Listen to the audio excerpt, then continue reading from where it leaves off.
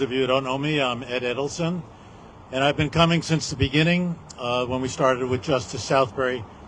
But I wanted to share with you some thinking that I've been doing that's really got me upset and confused. And so I thought if I spoke about it, maybe you could all help me. You know, I came here for Justice Southbury, whatever it is, Connie knows, back then. And I thought we were doing the right thing because we were standing up for our values and we were trying to show our neighbors where we stood. And it reminded me a little bit about the one teacher I had in high school who I really despised. I had some teachers that weren't that good, but there was only one I despised. And the only thing I know for sure is I was pretty sure he despised me. But as Paul Simon said, when I think back on all that crap I learned in high school, in this case, the only thing I remember is one assignment from that teacher. And basically, we were supposed to write an essay on who won the Civil War. And I remember saying, what a stupid exercise. Everybody knows who won the Civil War. I learned that when I was in grade school. Well, as I got older, and especially in the last 20 years, I've learned enough to realize that to some degree, the South won. We start to see that the Confederate flag is acceptable. That wasn't acceptable after the war.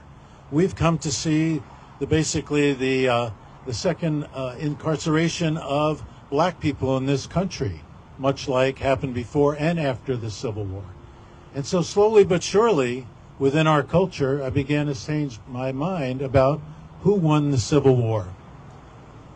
But lately, and Rick did a great job of enumerating all of the assaults on our senses in the last 7 months. I think it's the wrong question about who won. The question is the Civil War still going on? And that is really what I think is the way to look at this. I've been looking at this as this is a political process. I'm talking about partisan politics. We have a process. We know how the process works.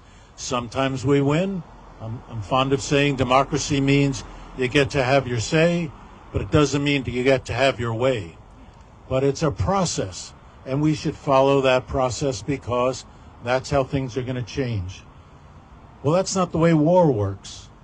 War works with very different rules. Now, I don't think we're talking about a civil war where we're going to have, people dressed up in blue and people dressed up in gray, and we're going to face ourselves on the battlefield.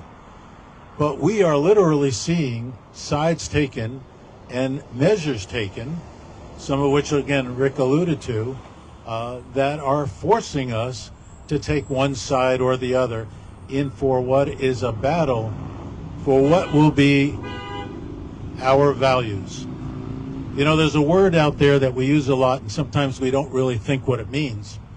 Because for people our age, we've had it as a part of our vocabulary. We haven't really thought about its implication. And that's the word liberal. Many of us are accused of being liberal. But in the classic sense, I grew up in a country that was liberal. I've lived in a country that was liberal. What does that mean? It means you obey the rule of law. It means you believe in equality of all people. You believe in process and the importance of process. All of those have been thrown away. And so what we have, much like before the Civil War, I can't even hear myself. What we have before the Civil War was a complete difference between those who were liberal, going back to the ideas in the Declaration of Independence, again referring to what Rick said about governance and why governance is important and what the role of elections are to create governments. We have people who are anti-liberal. The South was extremely anti-liberal before the Civil War. They did not believe in equality. They believed in basically certain people were better than other people and they should rule over everybody, and not just over blacks. Don't think of it as a racial thing. There was a racial component for sure, but they lorded over all of the lower class people financially in the South at the same time.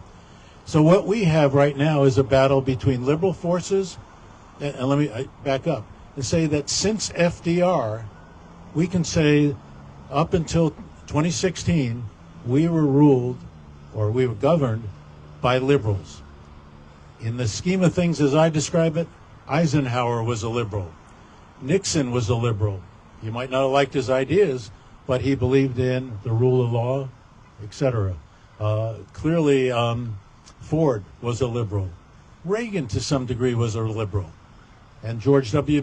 Bush, clearly, George H.W. for sure, and even George W. with his compassionate conservatism. These were all people in the liberal mold. Now we no longer have that. And the question is, can we really defeat that by thinking it is just a normal political process that can work its way out? And this is what I'm struggling with, that I no longer feel as comfortable that that's the way it's going to work. As they say too often these days, you don't go to a gunfight with a knife. And that is really troubling to me, to realize that I've begun to believe that's what we're doing. So I just wanted to share that with you, that I think we have had liberal and anti-liberal forces in this country from the beginning. They have, in our lifetimes, been, for most of our lifetimes, in the background. They were there with people like Bill Buckley, William Buckley. They were there with the John Birch Society. But these were fringe and marginal efforts. They never really rose to what happened starting in 2016 and now really on fire in 2024. So I think this is a question for me as a participant in Justice Southbury, is what's the most effective way to fight that war? I don't have an answer yet, but I did want to share that thinking with you. So thank you for your patience.